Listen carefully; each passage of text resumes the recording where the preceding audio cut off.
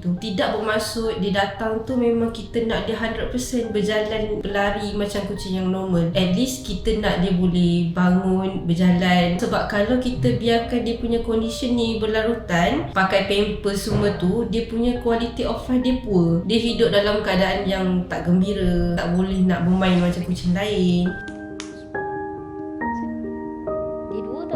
Dalam masa 1 bulan saja dia dah boleh berdiri keempat-empat kaki tu. Cuma still lagi macam lemah lah. Dah masuk 3 bulan baru keempat-empat kaki tu agak strong sikit dia punya otot dia.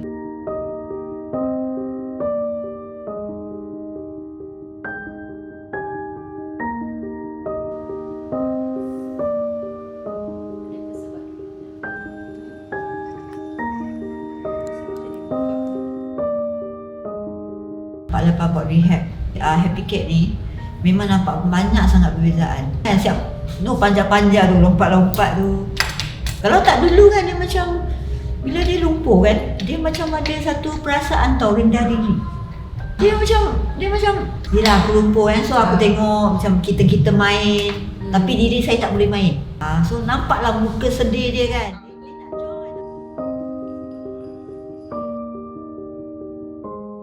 Jangan putus asa. Untuk baikkan mereka bukan hanya pada satu jalan yang kita nampak seperti konvensional, dan jangan tunggu lama, terus berjumpa dengan doktor dan lakukan rehab secepat mungkin, kerana masa itu menentukan berapa lama dia akan pulih kembali seperti sedia kala.